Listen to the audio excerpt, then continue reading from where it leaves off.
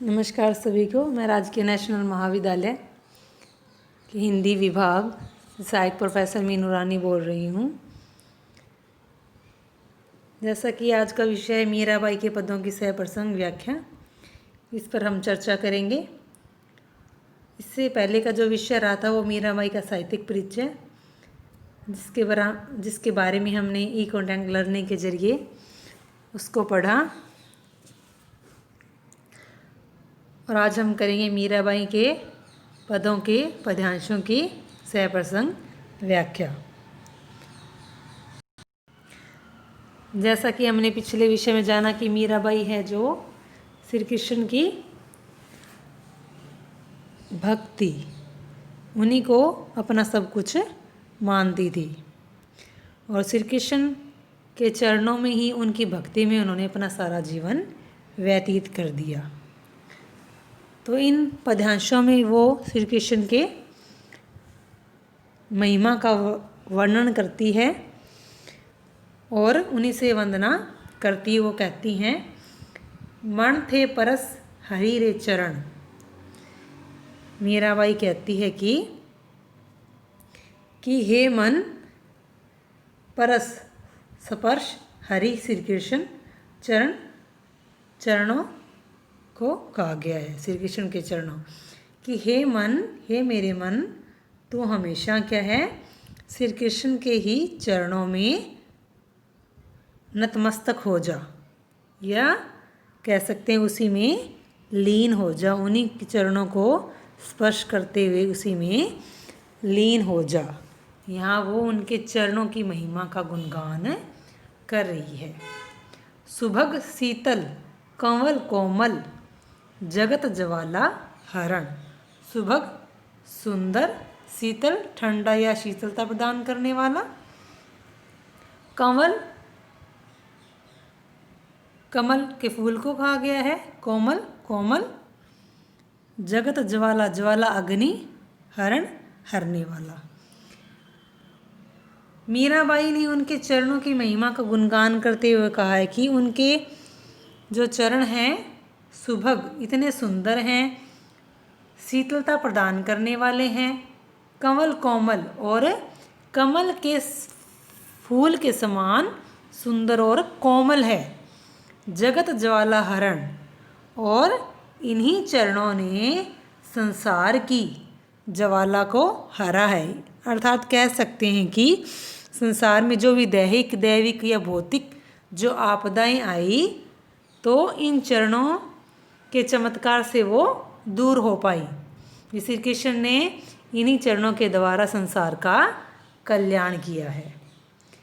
इन चरण प्रहलाद परस्या इंदर पदवी धरण।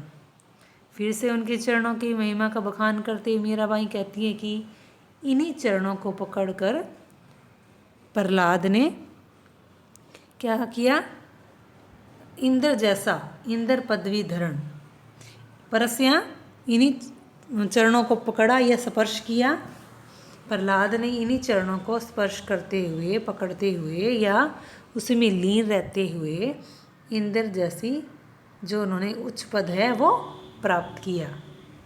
इन चरण ध्रुव अटल करस्या शरण आशरण शरण के इन चरणों ने, इन्हीं चरणों के द्वारा क्या है, ध्रुव अटल भक्त कहलाए। शरण ऐशरण शरण। और मीराबाई कहती है कि इन्हीं चरणों को लोग पकड़ कर क्या है, आगे बढ़ जाते हैं, या यही वो चरण हैं जिन्होंने जो शरणहीन लोग थे उनको शरण दी। शरण ऐशरण शरण। इन चरण ब्रह्मांड मेटियाँ नक्सियाँ सिरी भरण। इन्हीं चरणों के द्वारा क्या है, ब्रह्मांड मतलब को भेंट किया गया। इन्हीं चरणों ने सारा ब्रह्मांड भेंट कर दिया। यानी कि कह सकते हैं मीराबाई इनकी महिमा का बखान करते हुए कहते हैं कि इन्हीं चरणों ने क्या है, सारा संसार बनाया है, या इन्हीं चरणों ने संसार को सब कुछ भेंट कर दिया। नक्सियाँ सिरी भरण। और नक्सियाँ, नक से शिक तक, सिरी शोभा, भरण भरना। भी इन्हीं चरणों ने क्या है, सारा ब्रह्मांड भेंट कर दिया और उस ब्रह्मांड को नक से लेकर शिक तक एक शोभा अलग से प्रदान की। इन चरण कलिया नाथ्या गोप लीला करण। इन्हीं चरणों के कालिया नाग को अपने वश में किया और कालिया नाग पर उन्होंने नृत्य भी किया। गोप लीला करण, और क्या है, और उन्होंने गोपियों के साथ लीलाएं की। इन चरण गोवर्धन धार्या गर्भ मगवा हरण। और इन्हीं चरणों ने गोवर्धन यानी कि गोवर्धन पर्वत था उसको धारण किया और इन्हीं चरणों की महिमा के द्वारा इंद्र के गर्भ को भी भंग किया गया। मगवा इंद्र, गर्भ अहंकार या गर्भ, और इन्हीं चरणों के द्वारा क्या है, इंद्र के अहंकार को मिटाया गया या भंग किया गया। दासी मीरा लाल गिरधर अगम तारण तरण।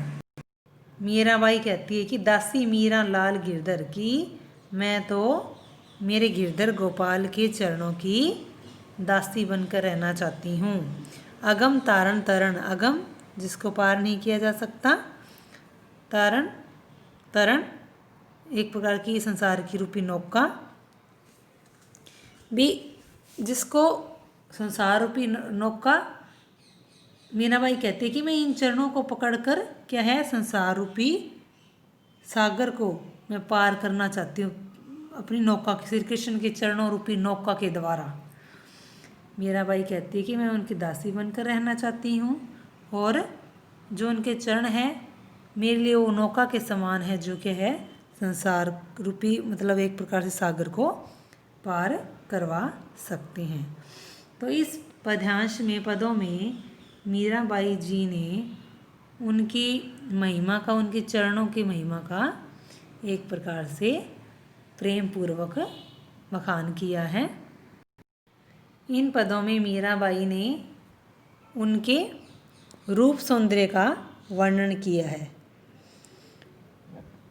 वे बांके बिहारी श्री कृष्ण को प्रणाम करती है, कहती हैं म्हारो प्रणाम बांके बिहारी जी। मीराबाई अपने आराध्य देव श्री कृष्ण को प्रणाम करती है और उनकी सुंदरता के बारे में कहती है।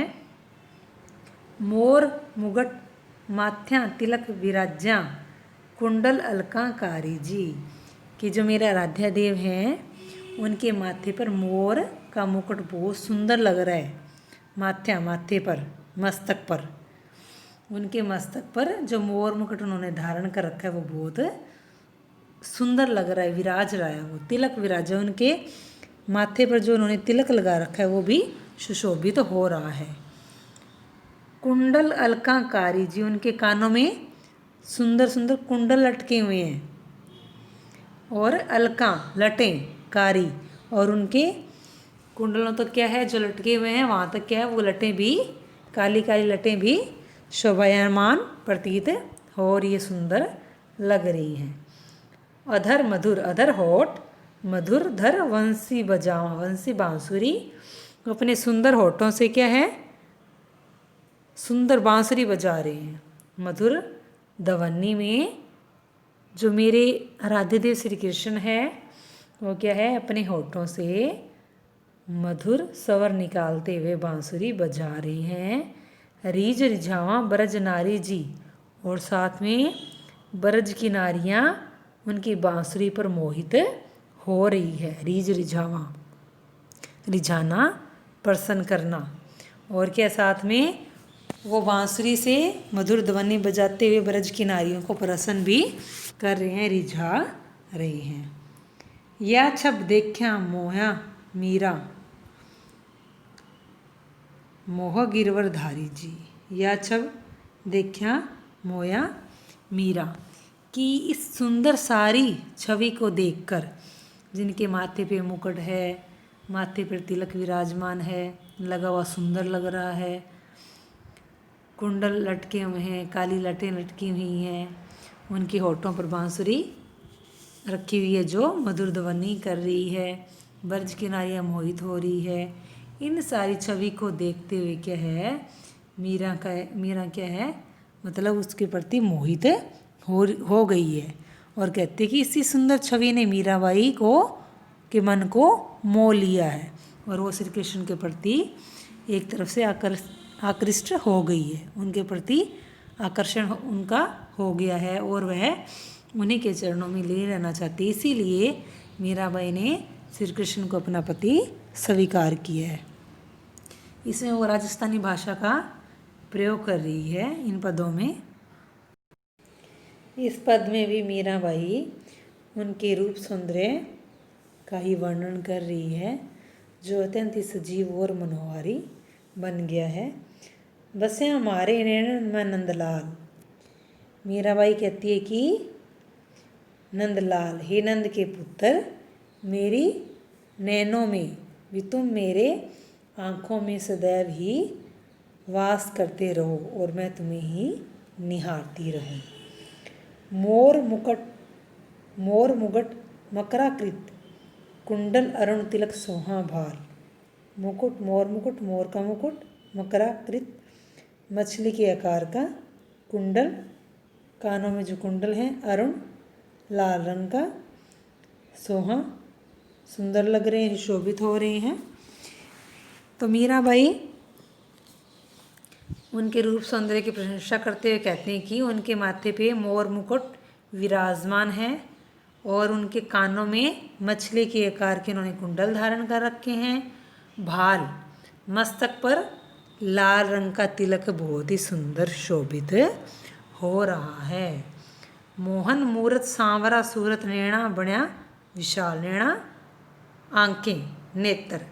कहती आपकी हे श्री कृष्ण, हे मोहन, तुम्हारा जो सांवला रंग है उसने मुझे मोहित कर लिया है।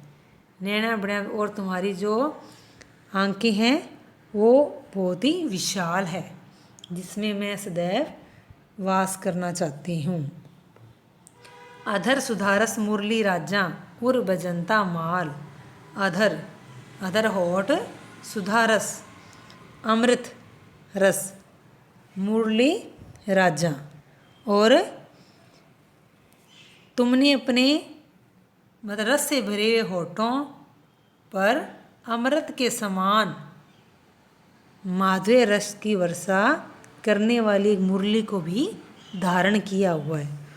कि जो तुम्हारे सुंदर होठ है उस पे जो अमृत रस की वर्षा करने वाली है उस बांसुरी को तुमने धारण किया हुआ है। कि यानी कि जब तुम बजाते हो उस बांसुरी को, मधुर ध्वनि निकालते हो, तो ऐसा प्रतीत होता है जैसे वो चारों तरफ अमृत की वर्षा कर रही हो। उर बजंता माल, उर वक्षस्थल यानी कि छाती, और तुमने वक्षस्थल पर क्या, वजंती की माला धारण कर रखी है। अपने गले में, अपनी छाती पर जो तुम्हारी वजंती की माला तुमने धारण कर रखी है वो अत्यंत ही सुशोभित हो रही है। मीरा प्रभु संता सुखदाया भक्त बत्सल गोपाल। मीराबाई अपने प्रभु श्री कृष्ण का गुणगान करते हुए कहती है, उनसे प्रार्थना करते हुए कहती कि जो मेरे प्रभु हैं वो संतों को सुख देने वाले हैं और भक्त वत्सल गोपाल, और भक्त वत्सल हैं, और यानी कि अपने भक्तों पर एक प्रकार से ममता दया करने वाले हैं। ऐसे मेरे नंदलाल हैं जो हमेशा क्या मेरे हृदय में, मेरे मन में बसे रहेंगे। यहाँ पर इन पदों में भी क्या राजस्थानी भाषा का, इस पद में राजस्थानी भाषा का प्रयोग किया गया है और इसमें अपने श्री कृष्ण को उसने भक्तों के प्रिय और सुख देने वाला बताया है। इस पद में मीराबाई के प्रेम भाव और उनके आत्मसमर्पण की भावना दिखाई गई है। आली री म्हारे नैना बाण पड़ी, वो क्या कहती है, मीरा कहती है कि हे सखी आली, आली री, सखी को कहा गया है कि हे सखी, वो किसी को दूसरे को संबोधित करते हुए कहती है कि नैना, मेरी आँखों को तो मेरे प्रीतम श्री कृष्ण की बाण पड़ गई है, कि उनकी वो आदत हो गई है, बाण आदत हो गई है, अब मैं उनके बिना नहीं रह सकती।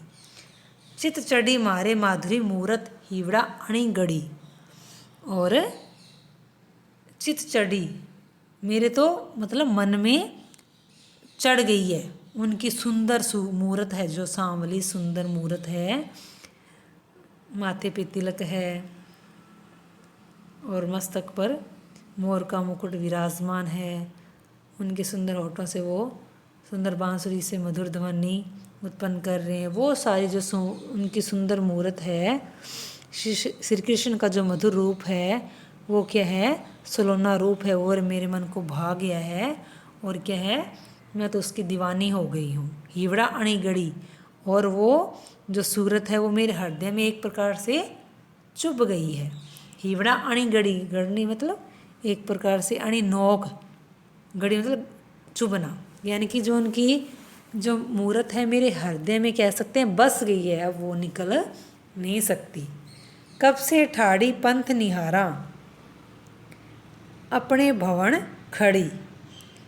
और वो अपनी सखी को कहती है कि कब से, कितना समय हो गया, कितना समय हो गया कि वो कब से अपने प्रियतम की बाट जो रही है।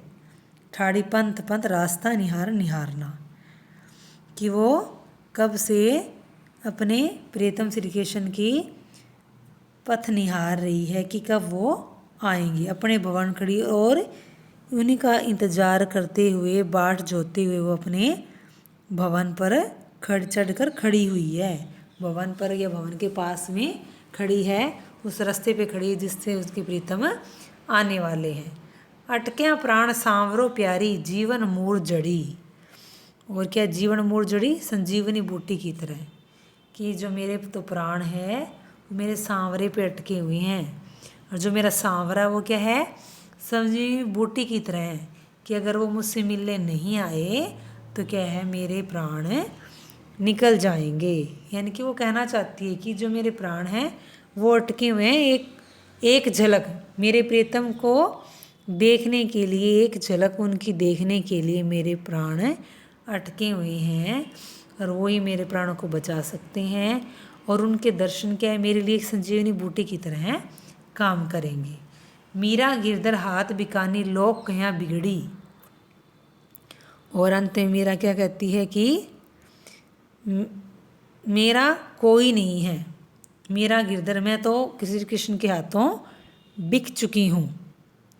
और यानी कि उसने आत्मसमर्पण श्री कृष्ण के प्रति अपना सब कुछ न्यौछावर करने को वो तैयार है, कि लोग मुझे बिगड़ी हुई कह सकते हैं, लोग कहाँ बिगड़ी, कि मुझे इस कार्य पर या इस बात पर लोग मुझे बिगड़ी हुई कह सकते हैं, लेकिन तो मैं तो श्री कृष्ण की दीवानी हो चुकी हूँ।